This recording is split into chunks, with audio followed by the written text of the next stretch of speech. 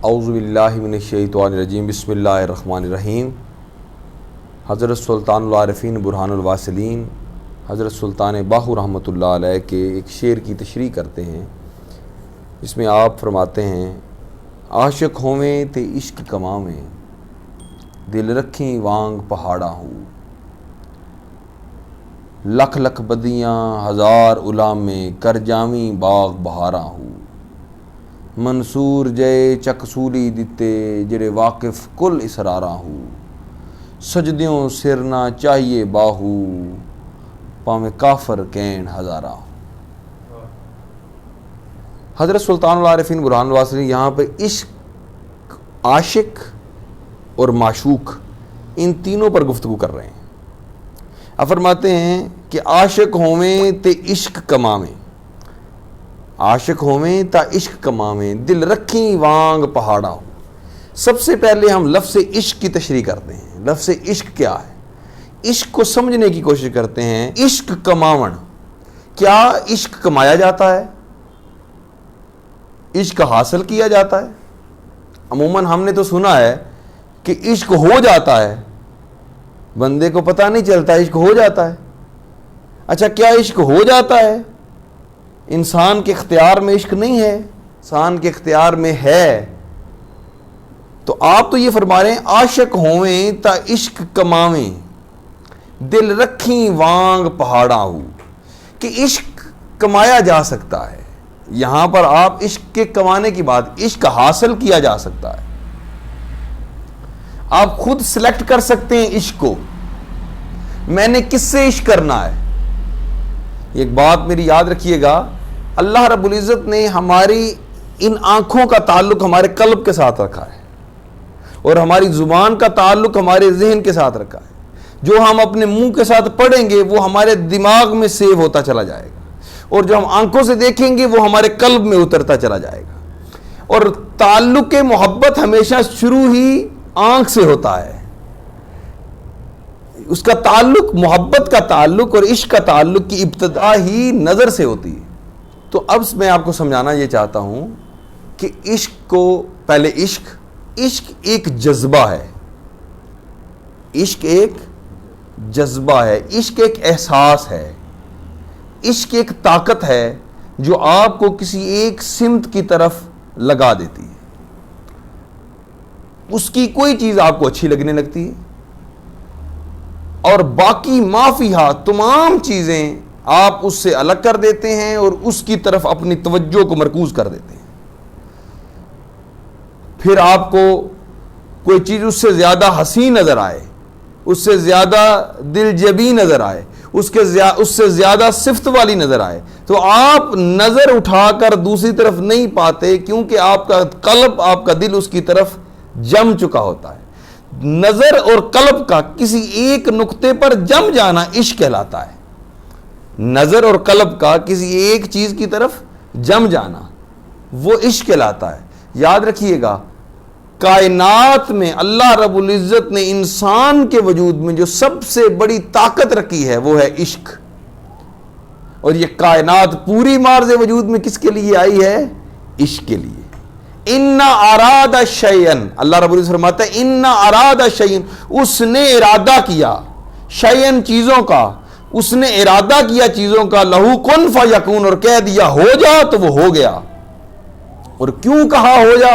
کیونکہ اسے عشق ہو گیا تھا، اسے چاہت ہوئی۔ جب میں نے چاہا کہ میری پہچان ہو، جب اللہ رب العزت نے چاہا، جب اس نے چاہا، چاہا لفظ چاہت سے نکلا ہے۔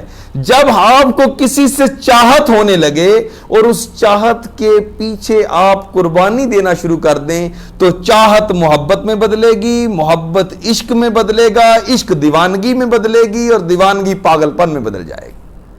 اور انسان کے پاس سب سے بڑی طاقت جو اس کائنات میں اللہ رب العزت نے رکھی ہے وہ ہے عشق۔ اب حضرت سلطان العارفین برہان الواصلین فرماتے ہیں کہ عشق کمایا جا سکتا ہے، یعنی عشق بڑھایا جا سکتا ہے، عشق حاصل کیا جا سکتا ہے۔ تو عشق کیسے حاصل کیا جاتا ہے؟ یاد رکھیے گا، جیسے جیسے عشق کے لیے آپ قربانی دیتے جاتے ہیں، اپنی خواہشات کو، اپنے ارادات کو، اپنی محبتوں کو آپ جب قربان کرتے جاتے ہیں تو بدلے میں آپ کو کیا ملے گا؟ عشق سے جیسے آپ اپنی ذات کی نفی کرتے چلے جائیں گے ویسے ویسے آپ کو بدلے میں عشق بڑھتا چلا جائے گا۔ آپ عموماً دیکھتے ہیں کہ باپ کو اپنے بیٹوں سے بڑی محبت ہوتی ہے۔ کیوں محبت ہوتی ہے؟ بیٹوں کو اپنے باپ سے اتنی محبت نہیں ہوتی۔ باپ نے اپنے بیٹوں کے لیے مکان بنایا ہوتا ہے، اپنے بیٹوں کے لیے گھر بنایا ہوتا ہے، اپنے بیٹوں کے لیے جائیداد بنائی ہوتی ہے۔ ہونا تو یہ چاہیے کہ بیٹوں کو باپ سے محبت ہو، کیونکہ باپ نے تو ہر چیز بیٹوں کے لیے بنائی ہے۔ ہونا تو یہ چاہیے کہ اولاد کو محبت باپ سے ہو، لیکن ہم دیکھتے ہیں کہ آخری دن تک اولاد کو محبت نہیں ہوتی والد سے اس قدر جتنی والدین کو محبت ہوتی ہے اولاد کے ساتھ۔ تو یہ محبت کیوں ہوتی ہے؟ کیونکہ والد نے محبت کمائی ہوتی ہے اپنی اولاد کے لیے، مزدوری کر کر کے۔ آپ وہ صبح نکلتے ہیں، شام تک مزدوری کرتا ہے، 1000 روپے 2000 روپے 5000 روپے مزدوری کر کے گھر لاتا ہے، اور اپنے بچوں کو وہ مزدوری دے کر خوش ہوتا ہے، بچوں کی خوشی میں خوش ہوتا ہے۔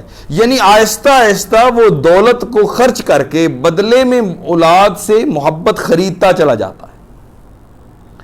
اپنی خواہش ہوتی ہے اس کی کھانا کھانے کی، اپنی خواہش ہوتی ہے اس کی کپڑا پہننے کی، اپنی خواہش ہوتی ہے کسی جگہ آرام کرنے کی، لیکن جب وہی خواہش اس کے بیٹے میں نظر آتی ہے تو وہ اپنی خواہش کو ترک کرتا چلا جاتا ہے اور بیٹے کی خواہش کو اپناتا چلا جاتا ہے۔ جیسے جیسے وہ قربانی دے گا ویسے ویسے محبت کو خریدتا چلا جائے گا۔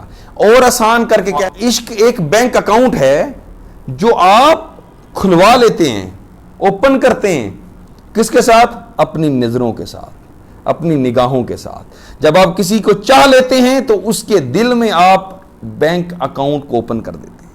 اب بینک اکاؤنٹ بھرنا کیسے ہے؟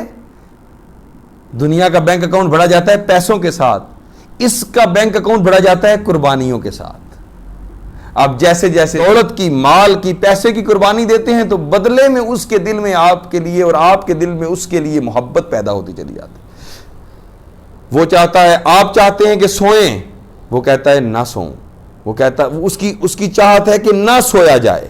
جب آپ اس کے لیے نہیں سوئیں گے تو بدلے میں آپ کے دل میں محبت پیدا ہوتی چلی جائے گی، محبت کمائی جاتی ہے۔ تو آپ فرماتے ہیں عاشق ہوویں تے عشق کماویں، دل رکھیں وانگ پہاڑا ہو، کہ اے عاشق، کہ جب تو معشوق کے پاس جائے گا تو معشوق کی تو آرزویں بہت بڑی بڑی ہوں گی، معشوق تو بڑی بڑی بڑی باتیں لے کے بیٹھا ہوا ہوگا، تیرے پاس اتنی قربانیاں دینے کی طاقت اور سکت نہیں ہوگی، لیکن وہ تو تم سے گھر بار چھڑوانے کی بات کرے گا، وہ تو تجھ سے اپنے عزیز و اقارب چھڑانے کی بات کرے گا۔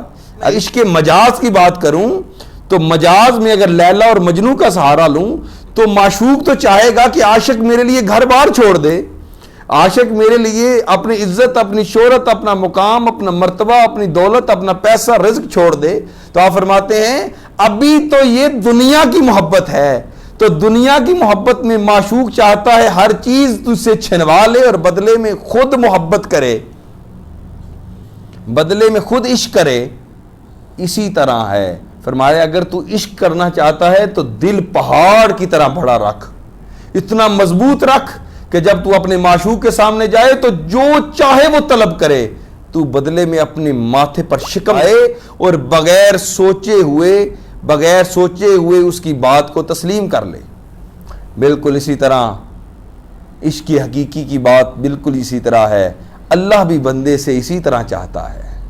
اللہ چاہتا ہے کہ اے بندے تم میرے سامنے دعوی عشق کرنے آیا ہے، اور دیکھ جب تو دنیا میں کسی شخص کے ساتھ، کوئی مرد کسی عورت کے ساتھ اور کوئی عورت کسی مرد کے ساتھ جب عشق کرتی ہے تو دنیا اسے بدنام کر دیتی ہے اور دنیا اس کا حال و بحال کر دیتی ہے اور اپنے علاقوں سے نکال دیتی ہے۔ اب تو عشق کا دعویٰ میرے ساتھ کرنے آیا ہے تو اب میں بھی تجھ سے وہی چیز چاہوں گا جو تیرا معشوق طلب دنیا میں چاہتا تھا، تو تیرا دل پہاڑ کی طرح ہونا چاہیے۔ فرمایا لکھ لکھ بدیاں ہزار غلامیں کر جائیں باغ بہارا ہو۔ فرمایا یاد رکھنا کہ جب تو عشق کی وادی میں قدم رکھے گا تو پہلا کام کیا ہوگا؟ لوگ تمہیں تانے دیں گے، لوگ تمہیں برا بھلا کہیں گے، تو فرمایا کسی کے برا بھلا کہنے سے اپنے دل کو رنجیدہ نہ کر، بلکہ خوشی محسوس کر کہ کوئی میری محبوب کے لیے مجھے تانے دیتا ہے۔ اور عشق کے لیے تو ایک خوبصورت جملہ ہے، فرماتے ہیں جسے ہو جان و دل عزیز وہ ہماری گلی میں آئے کیوں۔ ارے جس کو دل اور جان عزیز ہے وہ عشق کی وادی میں قدم نہ رکھے، وہ عشق کی وادی میں قدم نہ رکھے، وہ کسی دنیا داری کا کام کرے، وہ کاروبار کرے، بزنس کرے، جا کر وہ ایسا کام کرے جس میں تانے اور مینے نہ ہوں۔ عشق وہ ہے جس سے ملتا بھی کچھ نہیں ہے، بدلے میں صرف تانے اور صرف مینے۔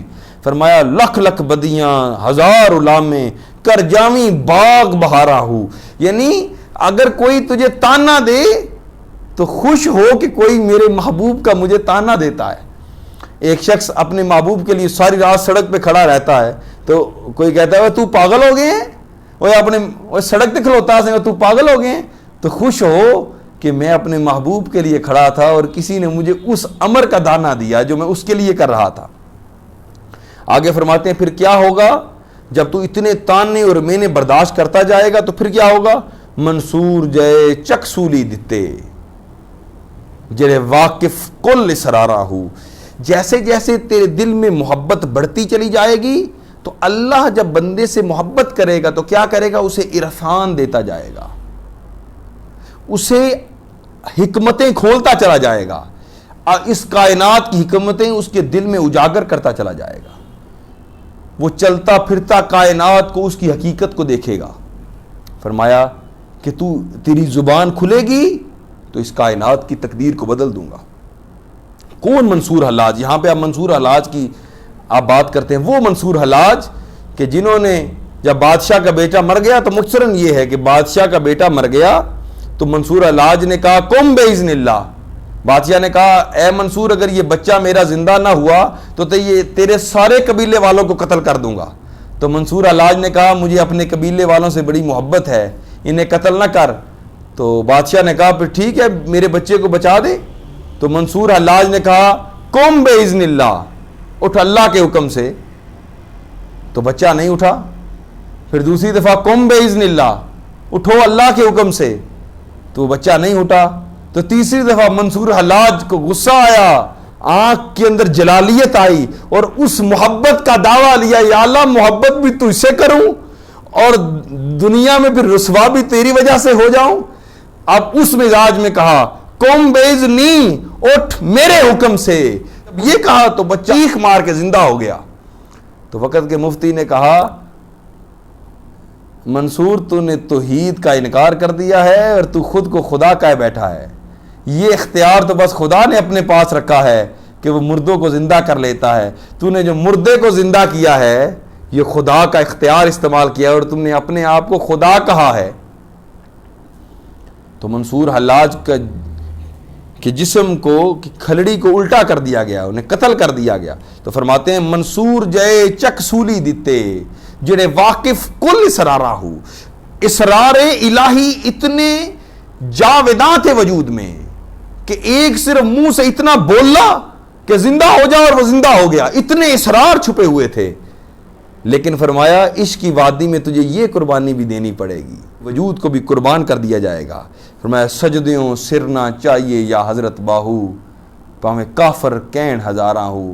فرمایا جب تو عشق کی وادی میں قدم رکھے گا تو تجھے پھر لوگ تانے اور مینے صرف نہیں دیں گے، آخر تجھے کافر تک کہہ دیں گے، اگر تجھے دین سے خارج کر دیں گے۔